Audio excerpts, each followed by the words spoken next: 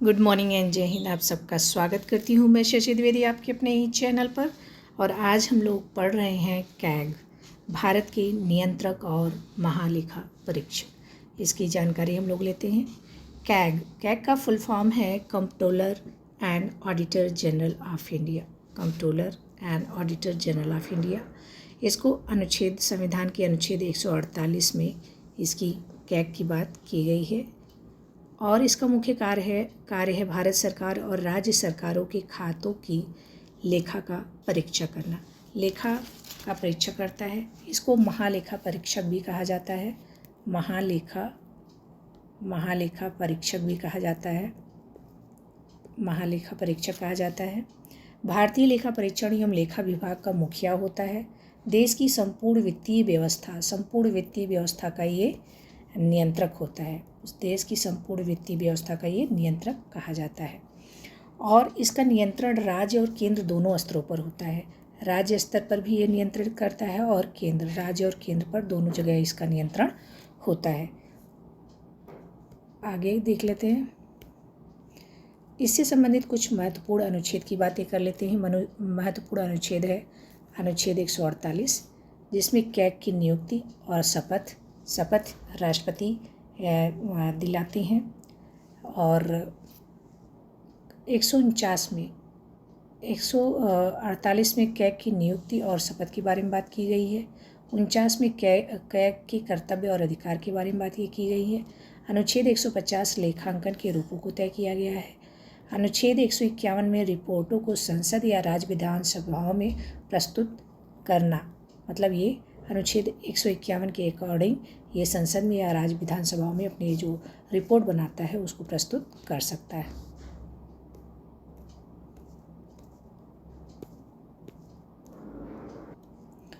CAG की योग्यता और नियुक्ति के बारे में बात कर लेते हैं।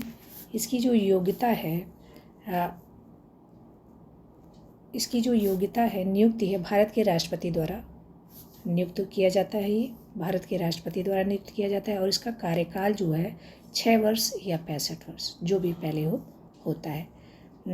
और ये राष्ट्रपति के द्वारा हटाया जा सकता है। संसद की सिफारिश पर सुप्रीम कोर्ट के जो न्यायाधीश होते हैं, उच्चतम न्यायालय के न्यायाधीश, उनको हटाया जाता है, वैसे ही कैग को हटाया जा सकता है। कैग के प्रमुख कार्य: भारत सरकार और राज्य सरकारों के व्यय का लेखा परीक्षण करता है। भारत सरकार का भी, मतलब केंद्र सरकार और राज्य सरकारों के व्यय का लेखा परीक्षण करता है। और सभी सरकारी विभागों, सार्वजनिक उपक्रमों, स्वायत्त संस्थाओं आदि की ऑडिट रिपोर्ट भी तैयार करता है। संसद और विधानसभाओं को रिपोर्ट प्रस्तुत करता है। व्यय की वैधता, नियमितता, प्रभावशीलता की जांच करता है। ये वित्त संबंधी जो भी कार्य होते हैं उनकी जांच करता है। कैग की स्वतंत्रता की अगर हम बात करें कि स्वतंत्रता क्या है इसको क्या अधिकार प्राप्त है, तो कैग राष्ट्रपति द्वारा नियुक्त तो होता है और लेकिन उसके पश्चात पर्यंत कार्य नहीं करता है। और उसको विशेष बहुमत के साथ संसद के दोनों सदनों द्वारा विशेष बहुमत के साथ उसको दुर्व्यवहार या अयोग्यता पर प्रस्ताव पास करके हटाया जा सकता है। तो और कैग की स्वतंत्रता और शक्तियों की बात कर लें तो स्वतंत्र संवैधानिक संस्था है। ये संविधान में लिखित है। संवैधानिक संस्था अनुच्छेद 148 में इसकी बात की गई है। वेतन और सेवा शर्तें संसद द्वारा, मतलब संचित निधि जो होती है उसमें संचित निधि से इसको वेतन वगैरह दिया जाता है। सरकार के नियंत्रण से स्वतंत्र होता है। ये सरकार के नियंत्रण में नहीं होता। रिपोर्ट को संसद में बिना किसी संशोधन के प्रस्तुत किया जा सकता है। और ये जो कैग है ये राष्ट्रपति को तीन प्रकार के लेखा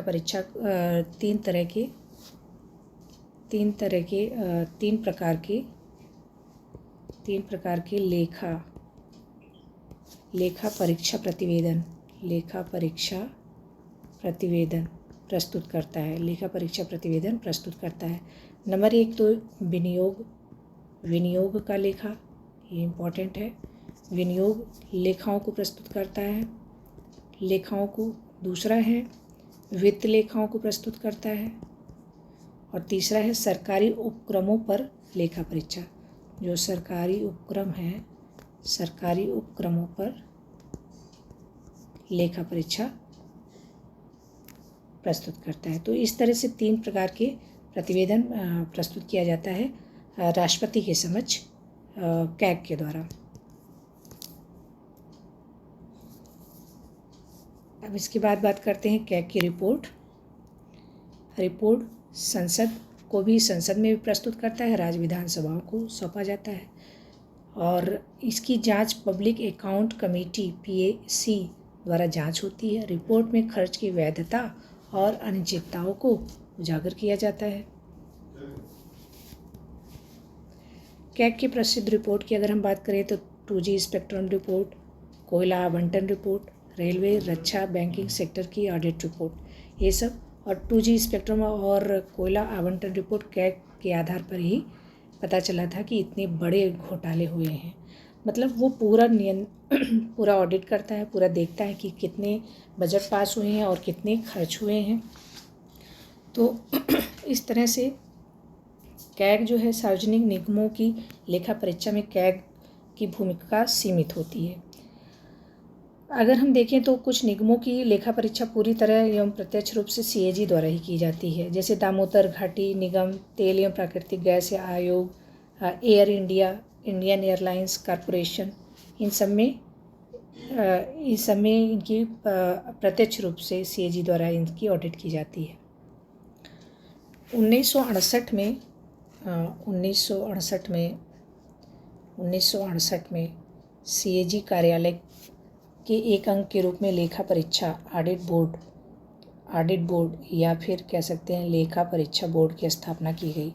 लेखा परीक्षा बोर्ड की स्थापना की गई या फिर कह सकते हैं ऑडिट बोर्ड की स्थापना की गई, जिससे कि बाहरी विशेषज्ञों को विशेष उद्यमों जैसे इंजीनियरिंग, लोहा इस्पात, रसायन इत्यादि की लेखा परीक्षा के तकनीकी पक्षों का ध्यान रखा जा सके।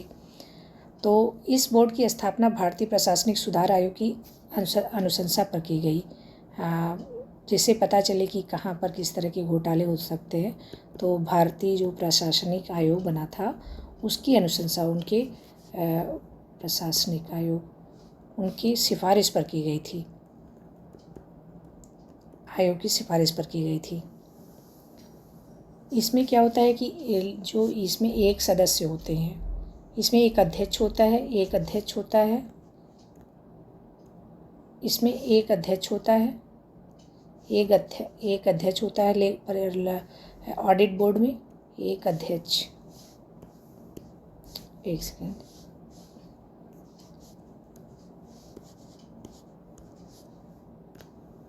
इसमें एक अध्यक्ष होता है ऑडिट बोर्ड में।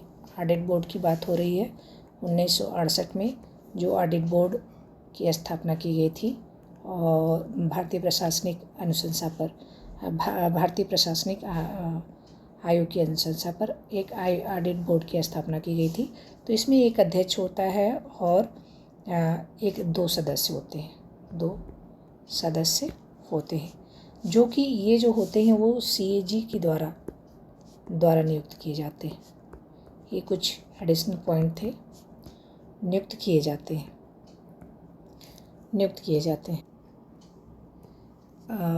डॉक्टर भीमराव अम्बेडकर ने कहा CAG should be the most important officer under the constitution of India. तो इंडिया के लोकतंत्र का रक्षक है कैग, जिसको 148 में बताया गया है। 148 में भारत के कैग के बारे में बात हुई, बहुत इम्पोर्टेंट अनुच्छेद। 149 में उसके कार्य एवं शक्तियों की बात हुई। 150 में प्रकार संघ एवं राज्यों के लेखा प्रकार, संघ एवं राज्य के लेखा प्रकार के बारे में बात हुई। बात है 151 में अंकक्षेपण प्रतिवेदन, 151 में अंकक्षेपण प्रतिवेदन है। तो ये कुछ इम्पोर्टेंट हैं अनुच्छेद जो कि एग्जाम्स में पूछे जाते हैं, तो ये आपको ध्यान रखना है। आगे हम किसी नए टॉपिक के साथ मिलेंगे। Thank you. जय हिंद।